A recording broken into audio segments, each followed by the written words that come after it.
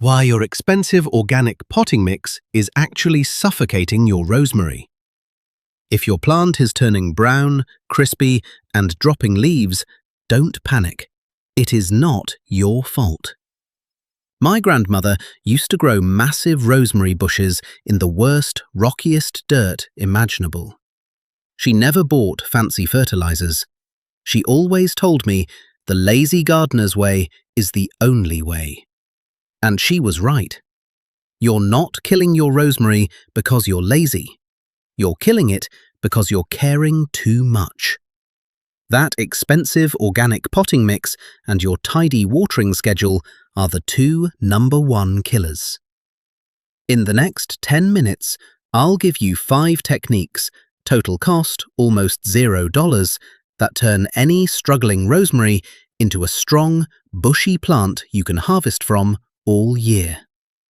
Grab a pen, write this down, and hold this question in your head the whole video. If rosemary was born to survive on dry, rocky Mediterranean cliffs, why does it die faster the more you feed it, water it, and baby it? Stick around. The answer changes everything. Here's the plan. First, 3 silent alarms your plant is sending you right now. Because most people read these signs completely wrong and water the plant to death. Second, the Mediterranean cliff mindset. Then, 5 techniques I'll demo on camera. Soil, pot, canopy, branch bending, pruning. 10 minutes, 5 techniques. If you're in a hurry, bail out at minute 6 and your plant is already saved. Here's the thing. Most people read these signs completely wrong. Let's look at the 3 silent alarms your plant is sending you right now. Sign 1. The whole plant suddenly goes brown and crispy. Touch a branch and leaves rain off. Most people see this and think, oh, it was thirsty. Wrong. By the time those leaves go crispy, the roots have already been dead. For 2 straight weeks. The canopy is just the last thing to fall. Watering more at this point just makes it worse. The Oregon State Plant Clinic documents this exact pattern. Sign 2. Yellow leaves creeping up from the bottom and a whole branch dying back from where it meets the main stem. This is classic root rot, or crown rot. Pull the plant out, and if you see roots that are dark brown, soft, or have flat black lesions, you're looking at Pythium, Phytophthora, or black root rot. All confirmed on rosemary by UMass Extension. Sign 3 is the sneakiest. The plant droops. It looks thirsty. It literally begs for water, but the soil is soaking wet. This is waterlogging. The roots have no oxygen, so they literally cannot absorb water, even though it's sitting right there. The plant fakes drought. And here's the trap. Most people see droop, add water, and finish the plant off in a week. Rule. One of these 3 signs, stop watering. Pull the plant out, look at the roots. But the real question is this. Why does good organic soil and a careful watering schedule, the 2 things every gardening video praises, kill this plant? To answer that, we have to travel to where rosemary was born. Rosemary did not evolve in a greenhouse. It evolved on rocky coastal cliffs around the Mediterranean Sea. Gravel, limestone, sand. Soil that drains in seconds. Soil that still has oxygen in it even right after a storm. There is no rich, moisture-retentive organic matter in nature for this plant. Cabby and the Missouri Botanical Garden both document this. And the Missouri Botanical Garden flatly states that wet winter soil is usually fatal to rosemary. Now, peat and cocoa coir mixes. After one watering, the air in the soil drops below 20% of volume. 20% is the critical threshold. Below that, roots can't respire. In a peat mix with low evaporation, that low oxygen condition can stay for more than a week. ISHS peat substrate research confirms this. Roots are like you. They need to breathe. Stuffing a rosemary into wet organic soil is like holding someone's face in a bucket of water and saying, "Drink up, it's good for you." The plant doesn't die of thirst, it suffocates. Once the roots rot, Pythium and Phytophthora, water pathogens that can only survive in wet films between soil particles, move in and finish the job. Now, the counterintuitive punchline. A 2023 Iran study irrigated rosemary at 75% of field capacity, 25% less water than normal, and essential oil volume went up 52.6%. Oil yield up 34%, water use efficiency up 48%. Less water, more of what we actually want. Rosemary doesn't want to be babied. It wants to be neglected correctly. Every technique from here on is just an application of that one idea. 5 of them, 90 seconds each. Let's go. Before we start mixing anything, a quick safety note. Because we aren't using any chemical moisture-retaining crystals or synthetic additives, every method I show you today is completely safe around your dogs and grandkids playing near the pots. Technique 1. Soil. This 50-cent lazy mix alone saves you $10 to $15 per pot. My neighbor Barbara tried this last month and couldn't believe how fast her rosemary bounced back. Throw out the premium organic potting mix. I know, the bag is beautiful, but you're buying a product designed to hold water for moisture-loving plants. Rosemary is the opposite. Recipe: 1 part clean garden loam, 1 part coarse sand or small gravel, 2 to 4 millimeters. If you want, a small handful of compost on top. 50 cents per pot. Now watch this. 2 clear pots. Left, name brand organic mix. Right, garden soil plus coarse sand. Same volume, same water. Watch the clock. Right side, water exits the drain in 15 seconds. Left side, still sitting there 5 minutes later. That's the difference between roots that breathe and roots that drown. The Royal Horticultural Society says it plainly. For container rosemary, use peat-free compost plus up to 25% horticultural grit. Missouri Botanical Garden says light, sandy, well-drained. One warning: do not use fine builder's sand or beach sand. Fine particles clog into concrete. Coarse, chunky, gritty. Aquarium gravel, poultry grit, or builder's grit all work. Technique 2. The pot.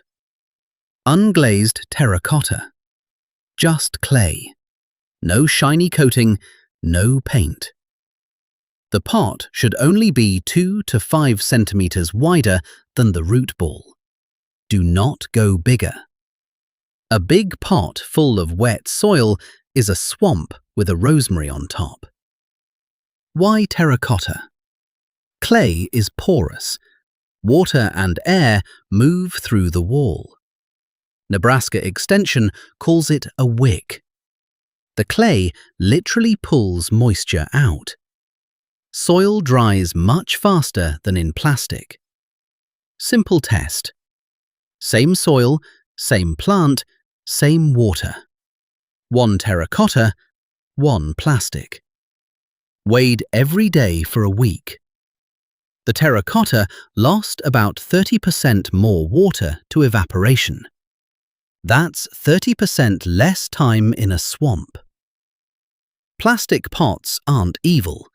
They're just for moisture-loving plants, not rosemary. And if your pot has no drainage hole, it's not a pot. It's a coffin. Quick question. Are you team terracotta or team plastic for your herbs? Drop it in the comments. I read every single one.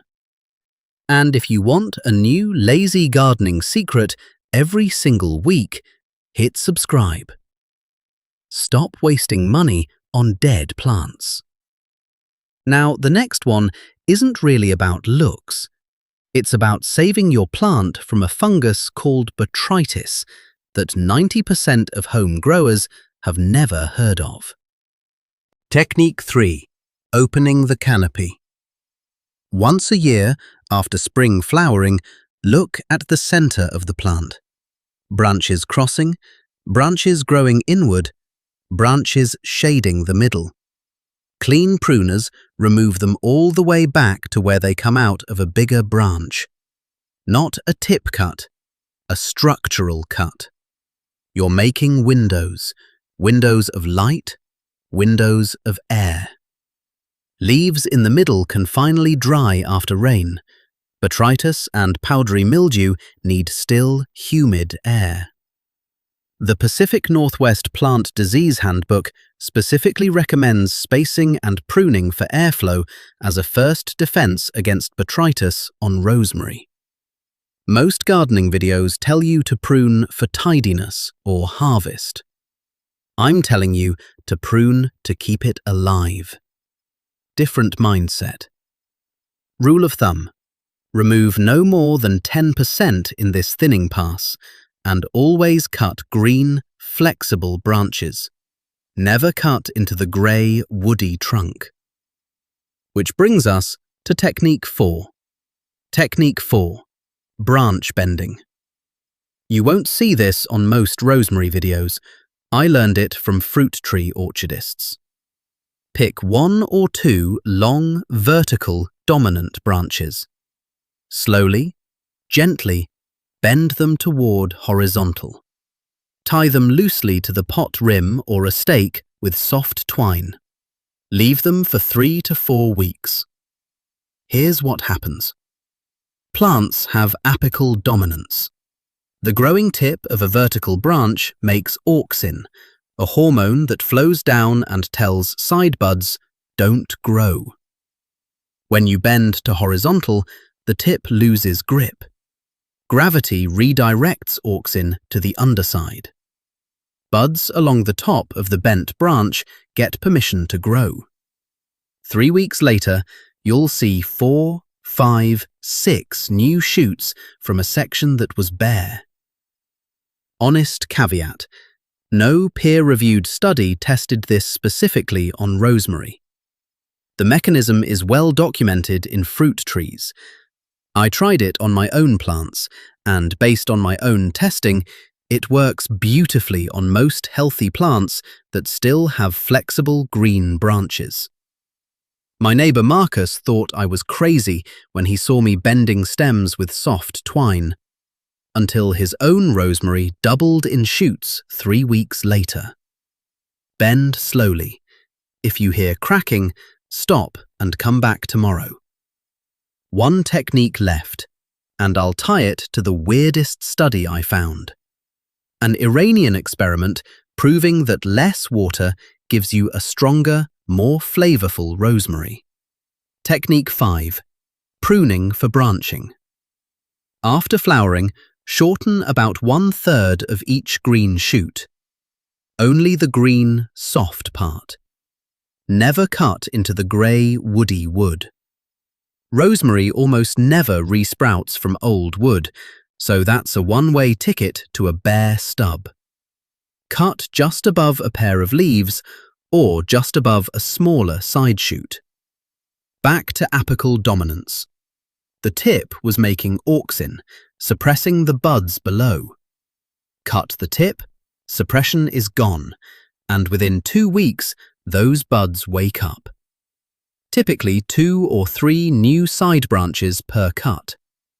Do this to every green shoot once a year after flowering.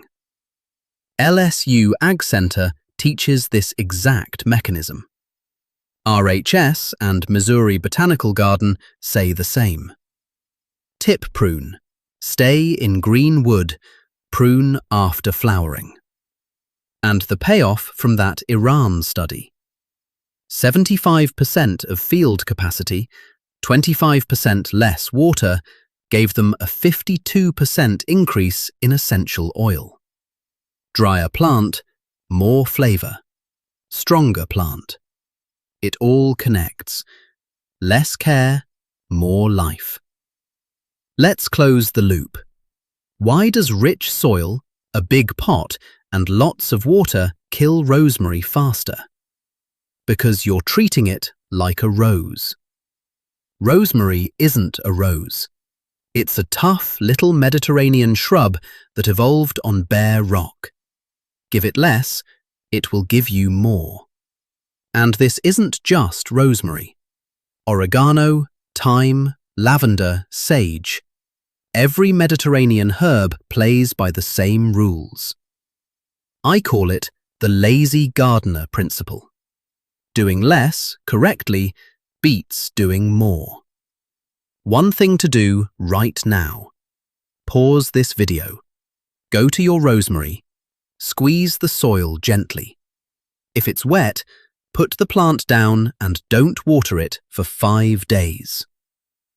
Now, here's the bonus. Once your rosemary recovers, your neighbors will ask what expensive fertilizer you're using. You don't have to tell them it's just sand, and you'll probably want to multiply that healthy plant for free.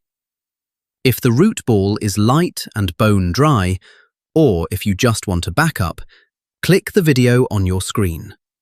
I'll show you how I propagate perfect rosemary cuttings every single time. Happy gardening!